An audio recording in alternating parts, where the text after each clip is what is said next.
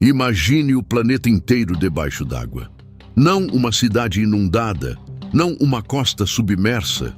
A Terra inteira, todos os continentes, todas as cadeias de montanhas desaparecidas. A Bíblia diz que a água subiu até cobrir os picos mais altos e depois continuou subindo ainda mais alto, até que não restava nada para ver, além de um oceano cinzento se estendendo em todas as direções. Gênesis descreve um mundo que se tornou um único mar sem fim. E então, alguns versículos depois, tudo isso some. A terra volta. As montanhas surgem da água. Noé abre a porta, pisa em solo seco e o mundo simplesmente segue em frente. Mas pare aí, porque quase ninguém faz isso. Se o planeta inteiro foi enterrado sob uma quantidade de água maior que a altura das montanhas, então isso é mais água do que existe em todos os oceanos da Terra hoje, várias vezes mais. Uma quantidade inimaginável, um volume esmagador, do tamanho de um planeta. A água não desaparece simplesmente. Ela não pode evaporar para o nada. Ela precisa ir para algum lugar. Então, para onde foi realmente toda a água de um planeta inundado? Onde ela está agora? Ainda está aqui? E por que essa é a única pergunta sobre o dilúvio que os livros ilustrados, os sermões e quase todas as versões que você já ouviu passam por cima em silêncio? A resposta está escondida no próprio texto e é mais estranha e maior do que choveu e depois secou. Vamos ao assunto.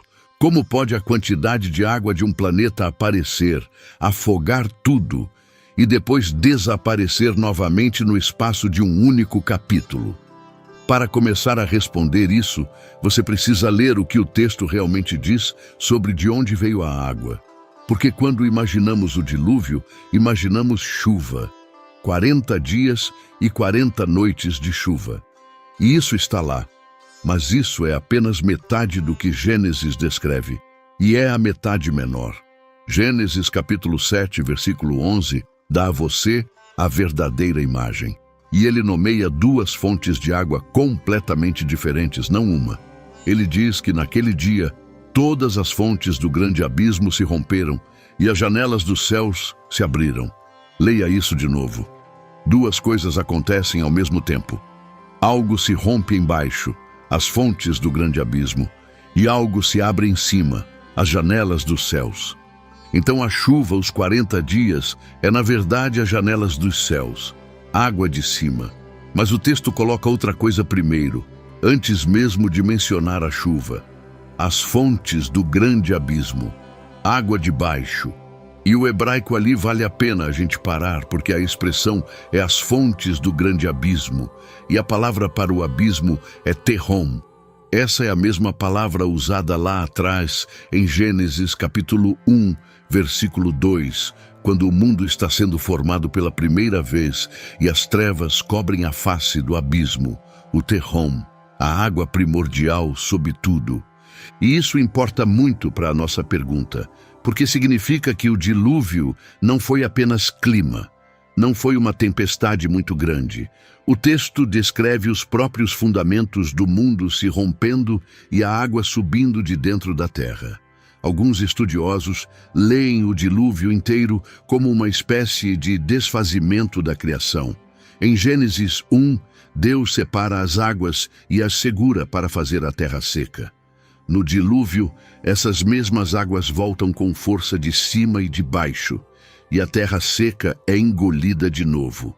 O mundo volta brevemente ao que era antes do primeiro dia, um planeta sem terra, apenas água sobre a face do abismo. E a linguagem protege o quanto esse evento é único.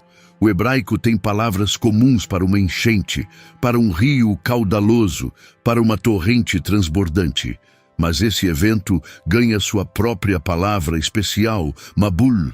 É uma palavra que a Bíblia hebraica reserva quase inteiramente para essa única catástrofe, as águas de Noé, e aparece em apenas um outro lugar, uma única linha nos Salmos, onde Deus é entronizado sobre o Mabul, sobre o dilúvio, como rei.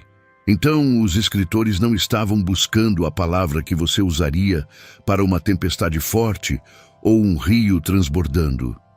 Eles escolheram uma palavra que significa isso, a única vez em que o abismo voltou sobre tudo.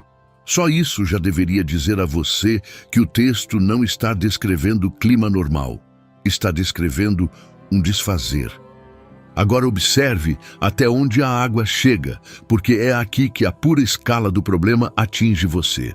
Gênesis 7 diz que as águas prevaleceram e subiram muito sobre a terra, e todas as altas montanhas debaixo de todos os céus foram cobertas. E então dá um número. As águas subiram 15 côvados acima das montanhas. 15 côvados são cerca de 7 metros. Então, o texto não está apenas dizendo que a água chegou aos topos das montanhas. Está dizendo que passou por cima delas, com mais de 7 metros de sobra, de modo que até os picos mais altos ficaram completamente submersos com espaço em cima. Tente imaginar de verdade o volume de água que isso exige. Se você quisesse cobrir cada montanha da Terra como ela está hoje, para enterrar um pico como o Everest, sob 7 metros de água, você precisaria adicionar cerca de 4,5 bilhões de quilômetros cúbicos de água extra ao planeta. Isso é aproximadamente 3 vezes toda a água em todos os oceanos que existem atualmente. 3 oceanos planeta inteiros a mais, aparecendo e depois indo embora. É o tipo de número que deixa de fazer sentido quanto mais você olha para ele, e força a pergunta em torno da qual todo este vídeo foi construído. Essa água tinha que vir de algum lugar e depois tinha que ir para algum lugar. Ela não pode ser conjurada e não pode ser apagada. Então o mistério, na verdade, se divide em 2. Porque lembre-se, o texto nos deu 2 fontes, a água de baixo, as fontes do grande abismo, e a água de cima, as janelas dos céus. Então, quando o dilúvio termina, há 2 desaparecimentos a explicar, não um. Para onde a água de baixo voltou e para onde foi a água de cima? Segure isso, porque essas 2 respostas acabam sendo completamente diferentes, e apenas uma delas é simples. E aqui está a parte que faz disso um verdadeiro mistério, em vez de uma lição de escola dominical. Observe como o texto lida com o final, porque ele é estranhamente específico sobre a mecânica disso. Gênesis capítulo 8 começa com uma linha estranha e bonita. Diz que Deus se lembrou de Noé e de todo ser vivo na arca, e Deus fez passar um vento sobre a terra, e as águas baixaram. Depois diz que as fontes do abismo e as janelas dos céus se fecharam.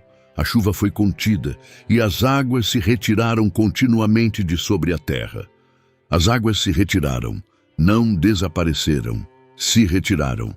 A expressão hebraica por trás de retiraram continuamente é halok vashov, que literalmente traz o sentido de ir e voltar, ir e retornar, do jeito que uma maré recua em etapas.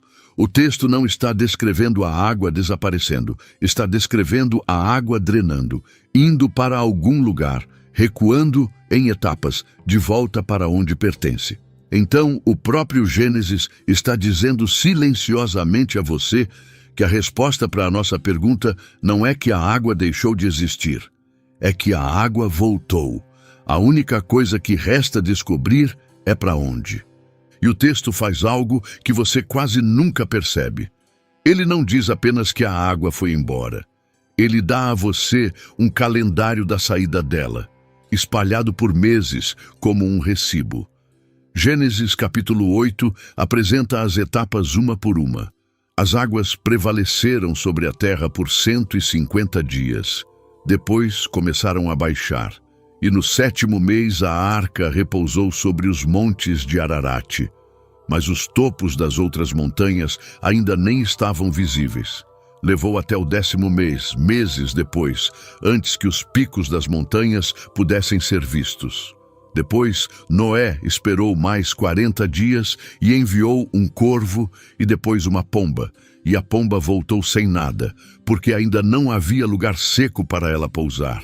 Só semanas depois disso, a água finalmente drenou o suficiente para que o solo nu aparecesse. Leia isso devagar, e você percebe que o dilúvio não terminou como alguém tirando um tampão. Ele recuou ao longo de quase um ano, em etapas medidas, exatamente do jeito que a água se comporta quando está encontrando seu nível e drenando para algum lugar mais baixo. O texto não é vago sobre a água indo embora. Praticamente cronometra o processo. Então a única pergunta real, novamente, é para onde tudo isso estava drenando. Para descobrir para onde a quantidade de água de um planeta pode drenar, temos que começar pela possibilidade mais estranha de todas, que a maior parte dela nunca foi embora, que ainda está aqui, agora mesmo ao seu redor. E quando você vir onde ela está escondida, nunca mais vai olhar para um mapa do mundo do mesmo jeito.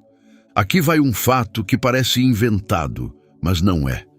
Olhe para a Terra do espaço, e ela não é realmente um planeta verde ou marrom. É um planeta azul. Cerca de 71% da superfície deste planeta é oceano. Água. Agora mesmo, hoje, sem nenhum dilúvio acontecendo, a maior parte do mundo já está debaixo do mar. Nós, só por acaso, vivemos nas partes que ficam para fora. E esquecemos disso, porque passamos nossas vidas nas partes secas. Mas a terra seca é a minoria.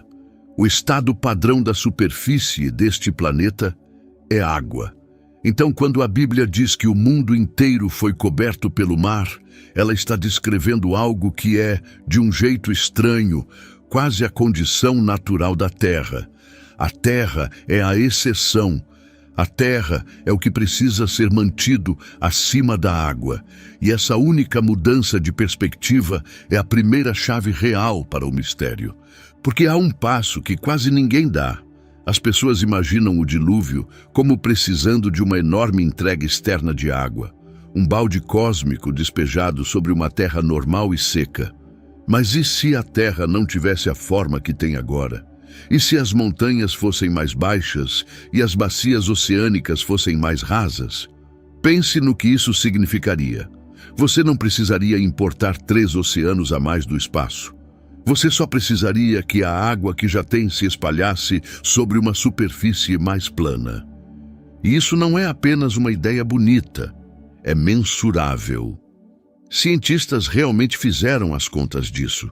Se você pegasse a Terra como ela é hoje, com toda a sua água, e alisasse toda a superfície completamente plana, nivelando cada montanha, preenchendo cada fossa oceânica, para que o planeta fosse uma bola perfeitamente lisa, a água que já temos cobriria o globo inteiro. Não numa poça, a uma profundidade de cerca de 2,5 a 2,7 quilômetros. Isso é mais de 2,5 quilômetros de água, em toda parte, sobre o planeta inteiro. Fique um momento com isso, porque reformula completamente a pergunta. Já existe água suficiente na Terra hoje para afogar o planeta inteiro sob mais de 2 quilômetros de oceano. A única razão pela qual você não está debaixo d'água agora é que as montanhas se erguem e as bacias oceânicas são fundas o suficiente para segurar a água dentro delas. A água não está faltando. A água nunca foi o problema. A forma do solo é a única coisa que mantém sua cabeça acima dela. E há uma forma de realmente ver quanta água estamos falando, tudo de uma vez. Cientistas às vezes reúnem cada gota de água na Terra em um único cálculo. Cada oceano, cada mar, cada lago e rio, todo o gelo, toda a água subterrânea, toda a umidade no ar. E imaginam tudo isso reunido em uma única bola flutuando ao lado do planeta. E aqui está a surpresa. Essa bola é menor do que você imagina, apenas algumas centenas de quilômetros de largura, porque os oceanos são largos, mas chocantemente finos, uma mera película de água sobre uma enorme rocha. E ainda assim, é um volume quase inimaginável, bem mais de 1 bilhão de quilômetros cúbicos de água. Essa é a água em jogo. Isso é tudo com o que o dilúvio teve que trabalhar. E nada disso foi embora. Cada gota nessa esfera ainda está aqui, sentada nas bacias, absorvida no solo ou congelada no gelo. Então agora a pergunta do dilúvio se inverte completamente. O mistério nunca foi realmente de onde você conseguiria tanta água. A água está aqui mesmo. O verdadeiro mistério passa a ser como o solo mudou de forma, como as montanhas ficaram baixas o suficiente para que a água as cobrisse e depois ficaram altas o suficiente novamente para drenar tudo. E aqui é onde você encontra uma das passagens mais negligenciadas em toda a Bíblia. Uma passagem que responde a essa pergunta diretamente, em poesia, e que quase ninguém conecta ao dilúvio. O Salmo 104 é uma canção sobre a criação. E no meio dele, versículos 6 a 9, diz algo que se lê como uma reprise em câmera lenta exatamente do que estamos perguntando. Ouça isso. Ele diz sobre a terra: tu a cobriste com o abismo como uma vestimenta. As águas estavam sobre as montanhas. À tua repreensão elas fugiram. Ao som do teu trovão se puseram em fuga. As montanhas subiram, os vales desceram para o lugar que designaste para eles. Puseste um limite que não podem passar, para que não voltem a cobrir a terra. Leia o que isso acabou de descrever. As águas estavam sobre as montanhas. Esse é o dilúvio no seu auge, o mundo inteiro submerso. Depois, a repreensão de Deus, as águas fogem. E como fogem? As montanhas subiram e os vales desceram. A própria terra se move. As montanhas se erguem, as bacias descem, e a água escorre da terra que sobe para os vales que descem, para as bacias oceânicas cada vez mais fundas, e fica trancada lá embaixo. E depois a linha final. Puseste um limite que não podem passar, para que não voltem a cobrir a terra. Que não voltem a cobrir a terra. Essa é uma linha do dilúvio. Essa é Deus prometendo que a água nunca mais fará o que acabou de fazer. É a mesma promessa feita a Noé em Gênesis 9, em uma linguagem diferente, cantada como poesia.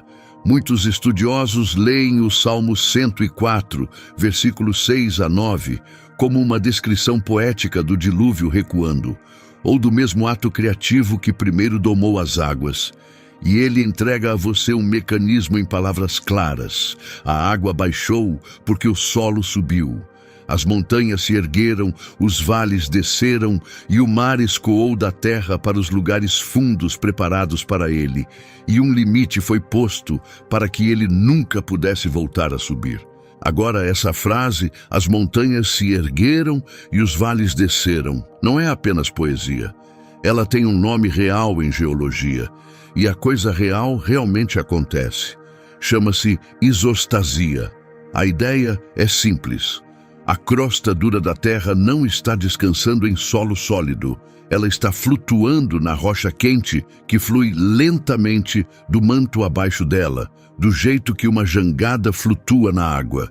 E como qualquer coisa flutuando, ela sobe ou desce dependendo da carga que carrega.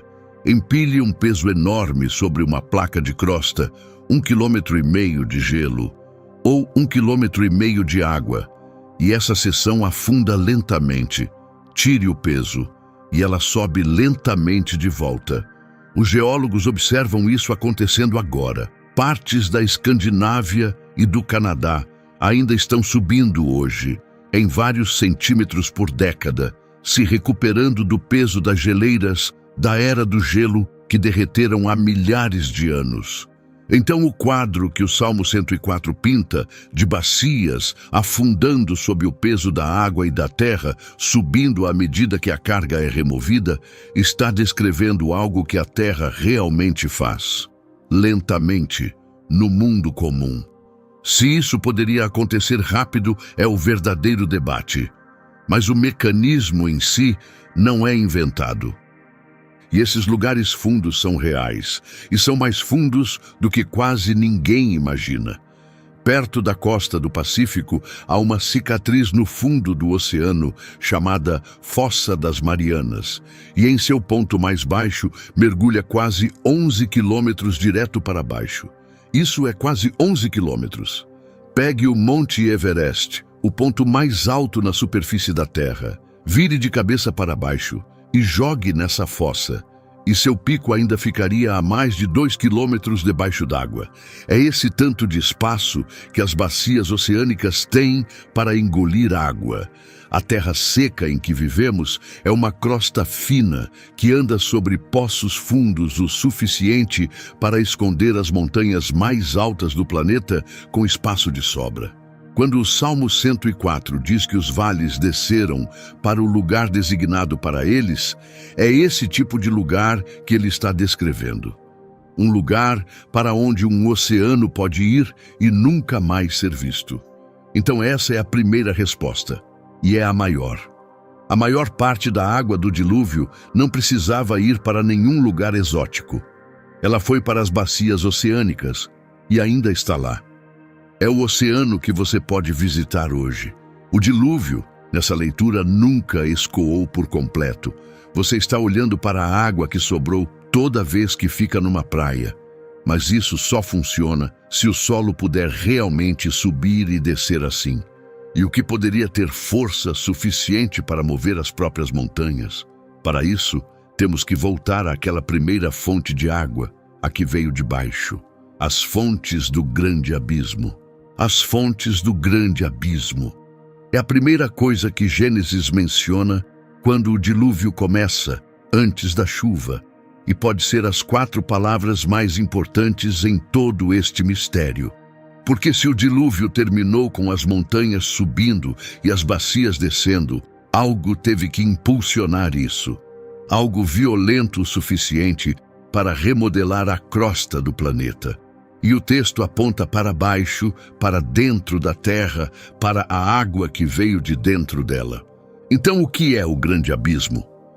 Por grande parte da história, os leitores imaginaram isso vagamente, algum mar subterrâneo, câmaras de água seladas debaixo do solo que explodiram para cima quando o dilúvio começou. E o texto parece descrever exatamente isso. Água subterrânea, rompendo a crosta com força suficiente para ajudar a submergir um planeta. Por séculos, isso soou como puro mito. Não poderia haver tanta água presa dentro da Terra. Certo? Agora, antes de eu chegar ao que a ciência moderna realmente encontrou lá embaixo, tenho que ser justo e apresentar a teoria que algumas pessoas constroem diretamente sobre esse versículo. Porque você vai encontrá-la no momento em que começar a pesquisar esse tópico. Existe um modelo desenvolvido por um pequeno número de cientistas que tomam o dilúvio como história literal global, chamado tectônica de placas catastrófica. Seu proponente mais conhecido é um geofísico chamado John Baumgartner, que de fato fez modelagem computacional séria do manto da Terra. Nesse modelo, o dilúvio foi impulsionado por um processo descontrolado. Placas do fundo do oceano de repente afundaram no manto. Água superaquecida jorrou do fundo do mar como as fontes do grande abismo. Os continentes se moveram rapidamente e no final disso as bacias oceânicas afundaram. As montanhas se dobraram para cima e a água escoou exatamente como o Salmo 104 descreve. Agora quero ser sincero com você, do jeito que este canal sempre tenta ser. A tectônica de placas catastrófica não é ciência mainstream. A grande maioria dos geólogos a rejeita completamente, porque a geologia padrão tem a tectônica de placas acontecendo lentamente, ao longo de centenas de milhões de anos, não em um único ano. E um processo tão rápido liberaria quantidades assombrosas de calor que o modelo tem dificuldade em explicar. Então, essa é uma crença específica, sustentada por criacionistas da Terra Jovem, não fato estabelecido, e eu não vou vendê-la a você como comprovada. Mas vale a pena saber que ela existe, porque é uma tentativa séria de pegar aquela frase, as fontes do grande abismo, e perguntar o que ela exigiria fisicamente. E ela pendura toda a drenagem do dilúvio na água subindo de dentro do planeta. Mas aqui é onde fica realmente estranho, e essa parte não é teoria marginal. Isso é ciência mainstream, revisada por pares, de capa de jornal. Porque nas últimas décadas, os geólogos foram procurar água dentro da Terra. E eles encontraram uma quantidade assombrosa, quase inacreditável. Em 2014, uma equipe de cientistas publicou uma descoberta na revista Nature, que virou manchete no mundo todo. Um pequeno diamante batido tinha sido desenterrado de um leito de rio em Juína, no Brasil. Era feio, sem valor comercial, o tipo de diamante que um joalheiro joga fora. Mas aquele diamante tinha sido forjado centenas de quilômetros abaixo dentro da terra. E em sua jornada violenta para a superfície, ele havia aprisionado uma amostra microscópica do interior profundo, como uma mensagem numa garrafa. E quando analisaram o que estava selado dentro dele, encontraram um mineral chamado ringwoodita. E aquela ringwoodita estava molhada. Cerca de 1,5% do seu peso era água, trancada na sua estrutura cristalina. Agora pense de onde isso veio. Aquele diamante veio de uma camada profunda dentro da Terra, chamada zona de transição, entre 410 e 660 quilômetros abaixo, muito abaixo da crosta, muito abaixo de qualquer lugar onde possamos perfurar. E se a pequena amostra naquele único diamante for típica de toda aquela camada, então a quantidade de água presa na rocha lá embaixo está além da imaginação. Alguns cientistas estimam que a zona de transição poderia conter tanta água quanto todos os oceanos da superfície juntos. Possivelmente vários oceanos. Uma quantidade de água trancada dentro do planeta que poderia rivalizar ou superar tudo o que está na superfície.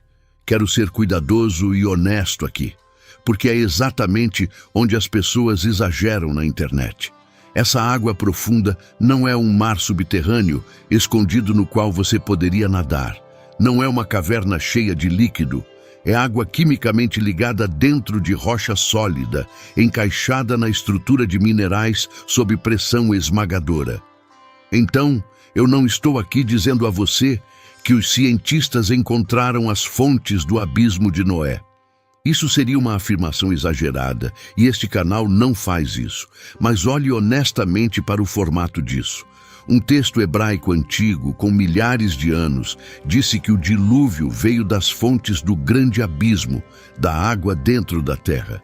E a geologia moderna, usando diamantes como mensageiros do submundo, descobriu que realmente existe um reservatório colossal de água escondido bem dentro do nosso planeta, mais do que qualquer um jamais pensou ser possível. Faça o que quiser disso, mas é uma coisa marcante para se pensar. E essa água profunda do manto não é sequer o único reservatório escondido lá embaixo. Existe um segundo, muito mais perto da superfície, e você quase certamente já bebeu dele. Debaixo do solo em que você anda, absorvida nos poros de rocha e areia, está uma vasta reserva oculta de água que chamamos de água subterrânea. Ela enche poços, alimenta nascentes, e há uma quantidade assombrosa dela. Some toda a água subterrânea apenas nos 2 ou 3 quilômetros do topo da crosta da Terra e chega a milhões de quilômetros cúbicos, muito mais do que todo rio e lago na superfície juntos. Parte dela está lá embaixo, no escuro, há milhares de anos. Então, quando o dilúvio recuou, nem toda gota de baixo teve que jorrar de volta para cima e correr para o mar. Uma quantidade colossal disso poderia simplesmente ser absorvida de volta para o solo do qual subiu, para os aquíferos e para os poros da rocha, e se acomodar ali silenciosamente. Quando Gênesis diz que as fontes do abismo se fecharam, é para lá que parte dessa água foi. Debaixo de você, agora mesmo, enquanto você assiste isso. Então essa é a água de baixo. Ela pode ter subido de dentro da terra e quando o dilúvio terminou, uma quantidade enorme de água drenou de volta para o fundo e para as bacias oceânicas que afundaram para recebê-la. Uma fonte discutivelmente explicada, mas ainda temos a outra. As janelas dos céus, a chuva. E essa água segue regras completamente diferentes, porque a água que cai do céu não pode simplesmente drenar de volta para cima.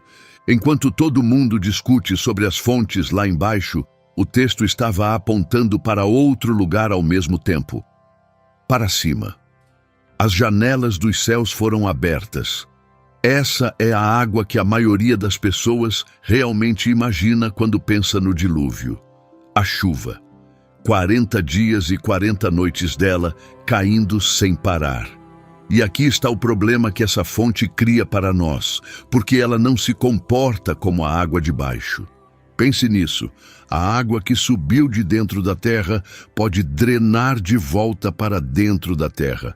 Isso é um ciclo, pode se fechar. Mas a água que caiu do céu como chuva não pode desfazer a queda. Ela não pode drenar de volta pelas nuvens e ser reabsorvida pelos céus. Uma vez que essa água está embaixo, está embaixo. Ela tem que ficar na superfície. Então, cada gota que veio pelas janelas dos céus tinha que ir para o único lugar que poderia contê-la, o oceano. Essa chuva não desapareceu. Ela se tornou parte do mar e ainda está no mar hoje. Uma pausa rápida aqui, porque estamos bem no coração do assunto agora. Se você é o tipo de pessoa que prefere saber o que o texto realmente diz e o que a ciência realmente encontrou, do que repetir a versão simplificada dos livros ilustrados, se inscreva. Esse é o ponto inteiro deste canal. Toda semana eu pego uma história que as pessoas têm certeza de que já entendem. E voltamos às palavras originais e às fontes mais antigas, e às evidências reais, para descobrir o que está genuinamente ali. Isso realmente ajuda essas leituras mais profundas a alcançarem pessoas que só ouviram a versão superficial. Certo. Mas isso levanta uma pergunta muito mais difícil. De onde veio tanta chuva assim, em primeiro lugar? Um céu normal não contém nem de longe água suficiente para inundar o mundo. Se você espremesse cada gota de umidade de toda a atmosfera agora, todas as nuvens, toda a umidade em todo o planeta, você teria talvez 2 ou 5 centímetros de chuva sobre a superfície. Nem de longe 40 dias de aguaceiro capaz de afogar o mundo. Então o céu, antes do dilúvio, se isso aconteceu, tinha que estar segurando água em uma escala que nosso céu simplesmente não tem. E isso levou a uma das teorias mais famosas em toda esta discussão. E tenho que sinalizar isso com cuidado, porque ela se situa na fronteira entre o que o texto diz e o que as pessoas construíram sobre ele. Chama-se teoria da abóbada de vapor. Volte a Gênesis 1, onde Deus divide as águas debaixo das águas de cima, com algo que o texto chama de raquia, o firmamento, no meio. Alguns leitores pegaram essa frase, as águas de cima, e correram com ela. Eles imaginaram a terra antes do dilúvio, envolvida por uma vasta abóbada de vapor de água. Um mundo quente e enevoado, uma estufa, regada não pela chuva, mas por uma névoa que subia do chão. E então, no dilúvio, essa abóbada desabou. As águas de cima vieram desabando como as janelas dos céus e afogaram o mundo. É uma imagem impressionante e explica bem de onde veio toda aquela chuva. Mas tenho que ser honesto com você, porque ser honesto é a marca deste canal. A teoria da abóbada de vapor tem problemas sérios e foi amplamente abandonada, até por muitos dos cientistas criacionistas que costumavam defendê-la. A maior questão é o calor. Uma abóbada segurando tanta água prenderia tanto calor que a Terra, antes do dilúvio, teria sido um forno fervente, quente demais para qualquer coisa viver. Então a maioria dos pesquisadores de todos os lados deixou silenciosamente de lado a ideia da abóbada. Estou explicando isso porque você vai ouvir sobre ela constantemente, mas não vou dizer que está provada, porque não está. É especulação construída sobre duas palavras, as águas de cima, e muitas pessoas que amam este texto a rejeitam. Mas aqui está a parte do final que acho realmente comovente, e está ali no texto e quase todo mundo pula. Lembre-se como o dilúvio termina. Gênesis 8, versículo 1. Deus fez passar um vento sobre a terra, e as águas baixaram. Um vento, e a palavra hebraica para vento ali é ruach. Segure essa palavra porque você já a encontrou antes, no começo mesmo. Em Gênesis 1, versículo 2, antes que a criação tome forma, o ruach de Deus, o Espírito de Deus, paira sobre a face das águas. A mesma palavra, vento, sopro, espírito. Então, na criação, o Espírito paira sobre as águas e faz surgir a terra seca. E no dilúvio, um vento passa sobre as águas e traz a terra seca de volta. O texto está rimando consigo mesmo através de milhares de anos. E há mais um eco. Muito mais tarde, quando Deus divide o Mar Vermelho para resgatar Israel, Êxodo diz que ele fez o mar recuar com um forte vento leste por toda a noite e transformou o mar em terra seca. Um vento, água empurrada para trás e terra seca aparecendo. As mesmas impressões digitais, o mesmo ruach, toda vez. Toda vez que Deus tira solo firme da água. Seja qual for o mecanismo físico, evaporação, o vento empurrando a água para as bacias que afundam, o texto continua dizendo a você a mesma coisa. A terra seca em que você está foi tirada da água de propósito, pelo mesmo sopro que a fez em primeiro lugar. E há mais um lugar para onde essa água foi, e é aquele que as pessoas esquecem completamente. Nem toda ela ficou líquida. Olhe para o planeta hoje, e uma grande parte da água do mundo não está no oceano de jeito nenhum. Está congelada. Só os mantos de gelo da Antártida e da Groenlândia contêm tanta água que, se derretessem, o nível do mar subiria cerca de 60 metros globalmente, engolindo litorais em toda parte. Isso é a quantidade de água de um oceano, tirada do mar e trancada em estado sólido nos polos e nas montanhas altas. Então, parte da água do dilúvio, em qualquer leitura, nunca voltou como onda. Voltou como gelo, e ainda está lá. E alguns que tomam o dilúvio como história argumentam que o que veio depois é exatamente o que construiu esse gelo. O modelo deles funciona assim. O dilúvio deixou os oceanos anormalmente quentes, bombeando umidade para o céu, enquanto a cinza vulcânica de toda aquela agitação encobria a terra e a esfriava. E o resultado foi uma única era do gelo brutal que empilhou as calotas polares em séculos, em vez das eras lentas da linha do tempo padrão. Tenho que sinalizar isso claramente, porque é uma reconstrução criacionista específica. E a geologia mainstream, em vez disso, data as eras do gelo em ciclos longos, lentos e repetitivos, impulsionados pela órbita da Terra. Mas os dois lados concordam no fato simples que importa para nós. Uma vasta parcela da água do planeta não está no mar. Está parada em gelo, mantida fora do oceano, parte da mesma água desaparecida que estamos perseguindo esse tempo todo. Então, entre as duas fontes, temos a forma de uma resposta. A água de baixo drenou de volta para o fundo e para as bacias oceânicas que afundaram. A água de cima ficou como oceano, empurrada para trás e mantida embaixo pelo vento e pela terra que se erguia. Quase toda ela, ainda aqui.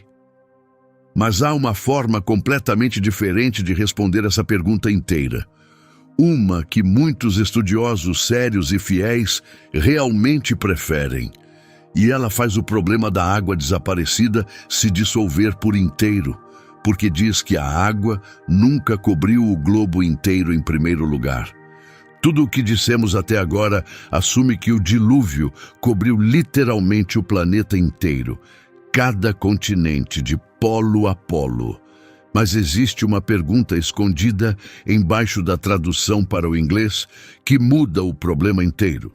E ela se resume a uma única palavra hebraica: Eretz. Quando Gênesis diz que as águas cobriram toda a terra, a palavra traduzida como terra é Eretz.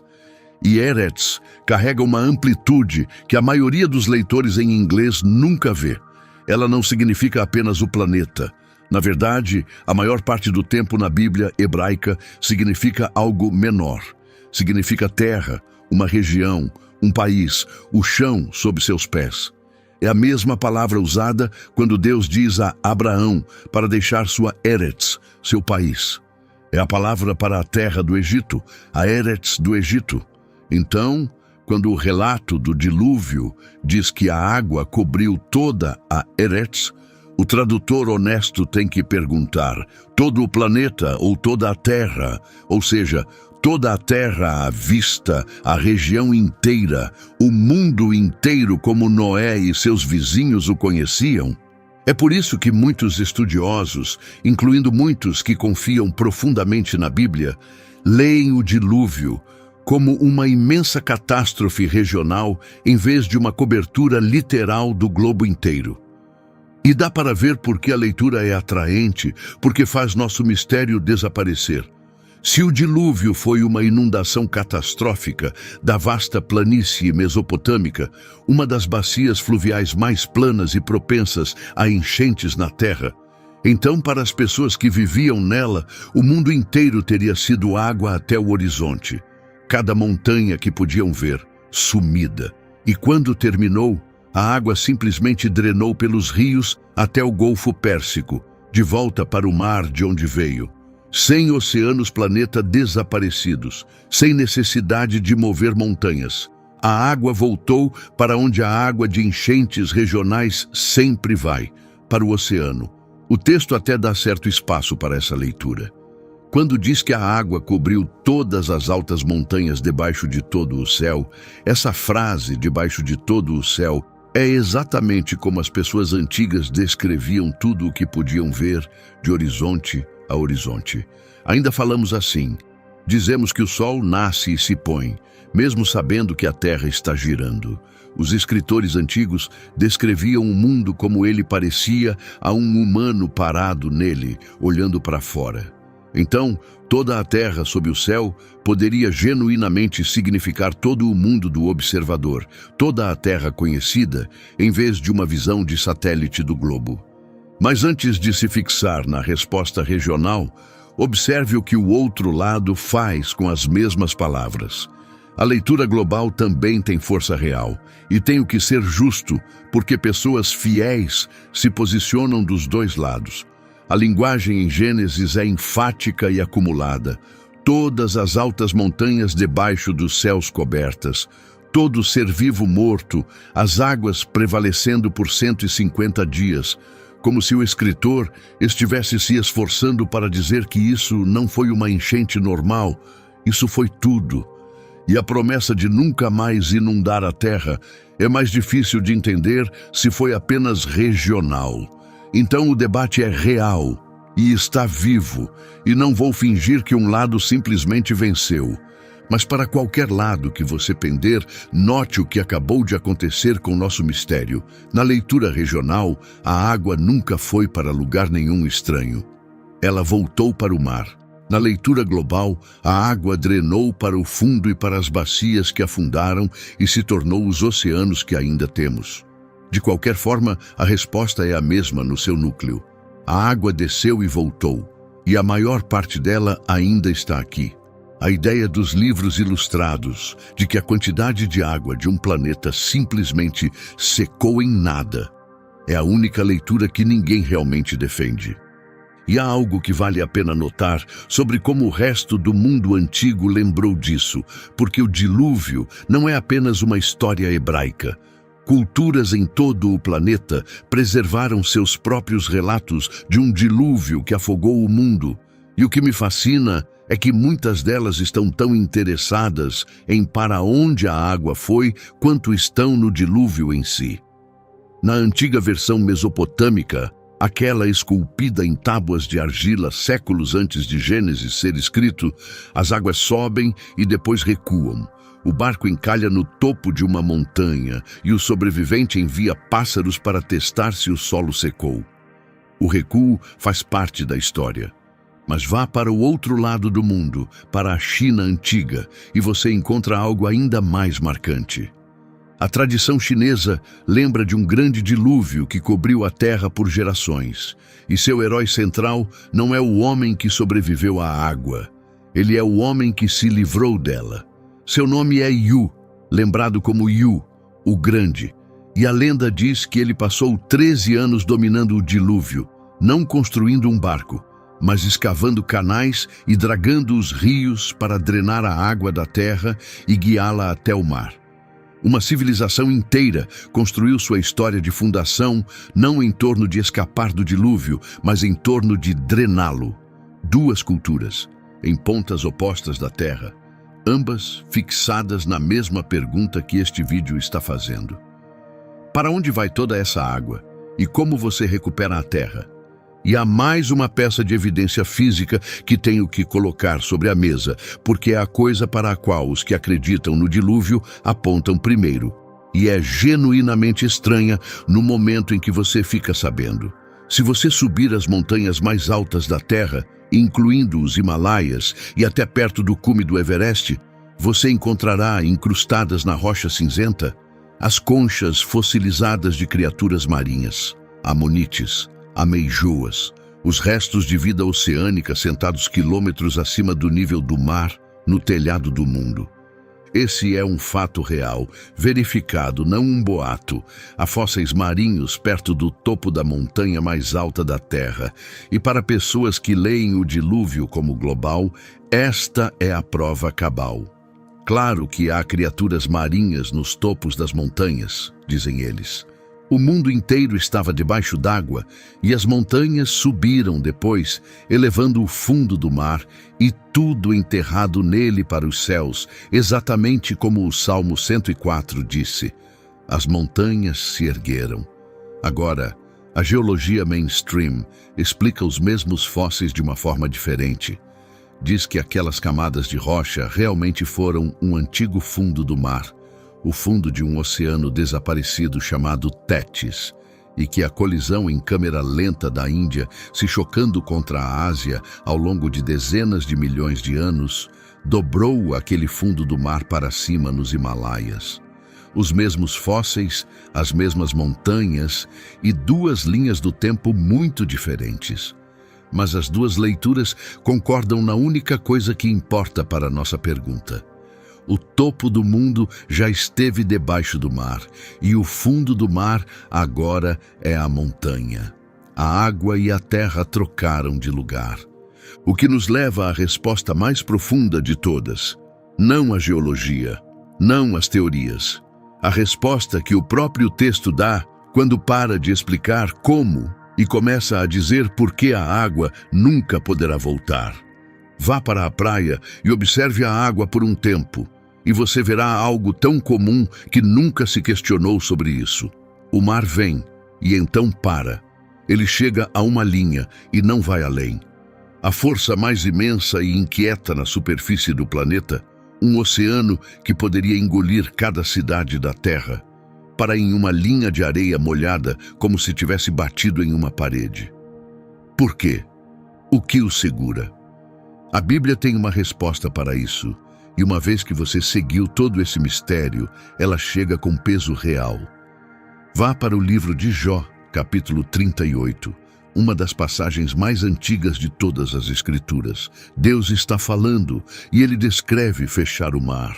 Ele diz que pôs limites e portas para ele e disse: até aqui virás e não passarás, e aqui pararão as tuas ondas orgulhosas, limites e portas para o oceano. Uma fronteira colocada sobre a água por ordem. E essa é exatamente a mesma ideia que já encontramos no Salmo 104. Puseste um limite que não podem passar, para que não voltem a cobrir a terra.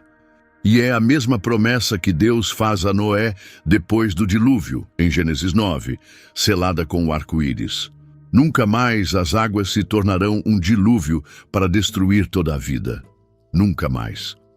3 passagens diferentes: Gênesis, Jó e os Salmos, todas circulando em torno da mesma afirmação silenciosa. Essas passagens dão uma razão pela qual a água não cobre o mundo agora. O texto diz que o mar está sob ordens. Ele está sendo mantido para trás, atrás de uma fronteira, de propósito. Então junte tudo, porque agora as peças se encaixam. A água do dilúvio não desapareceu. Não foi isso que o texto disse. Ele disse que a água voltou, indo e voltando, como uma maré. E o lugar para onde ela voltou é a resposta que ficamos encontrando várias vezes, de todas as direções. Ela desceu para o abismo de onde pode ter vindo, para as oceânicas que afundaram para recebê-la, para os 71% deste planeta que ainda estão, agora mesmo, cobertos pela mesma água. Você não precisa se perguntar para onde foram as águas do dilúvio. Você pode ir e ficar diante delas. Elas se chamam oceano, e isso reformula toda a história que você pensava conhecer. Começamos perguntando para onde toda aquela água desapareceu, como se fosse algum erro contábil cósmico que a Bíblia esqueceu de explicar. Mas a água não desapareceu. Está toda aqui. Cada oceano, cada mar, mais dela trancada bem dentro da rocha sob seus pés do que qualquer um imaginava há um século. O dilúvio não removeu a água do mundo. Ele apenas, por um ano terrível, deixou a água ir para onde sempre quis ir, sobre tudo. E depois, a mesma mão que fez a terra seca pela primeira vez, a fez novamente. Traçou uma linha e disse ao mar onde parar. O que significa que cada litoral da Terra é, de um jeito estranho, um monumento. Cada praia é a borda dessa fronteira. A água ainda está aqui, ainda imensa, ainda capaz de tudo o que Gênesis descreveu.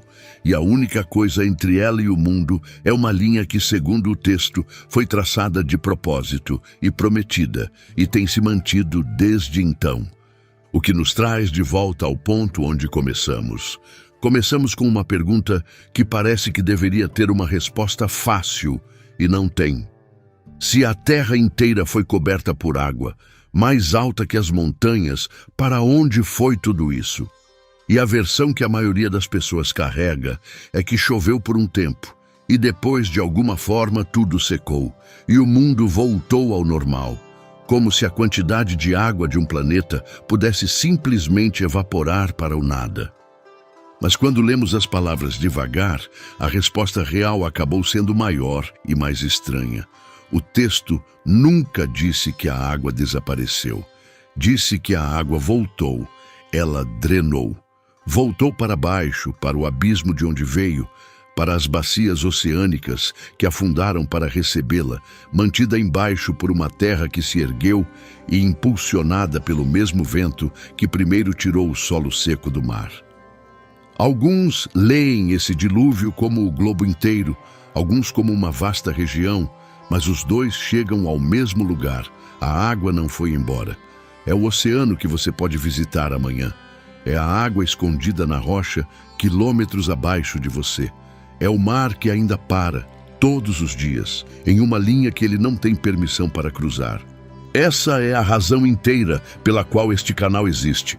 Para abrir o livro de novo e ler o que está de fato na página, mesmo quando a verdade se revela mais estranha, ou mais profunda, ou maior do que a versão que nos entregaram. Então aqui está a pergunta que vale a pena pensar. Se a água ainda está aqui, toda ela, ainda imensa, ainda mantida para trás, apenas por uma fronteira e uma promessa, então o dilúvio nunca foi realmente uma história sobre água que foi embora. Foi uma história sobre uma linha que resiste. E isso faz você se perguntar o que mais está sendo mantido para trás, fora de vista. Se isso mudou como você vê, nem que seja uma história, se inscreva, porque a seguir vamos ficar bem aqui na beira do dilúvio e fazer a pergunta que este continuou circulando. A arca repousou nas montanhas de Ararat. Então, o que aconteceu com ela e será que algo dela ainda pode estar lá em cima? E o vídeo na tela agora explica o mundo que se afogou em primeiro lugar. Vá em frente e clique nele. Acho que você vai querer saber o que realmente estava lá embaixo, debaixo de toda aquela água.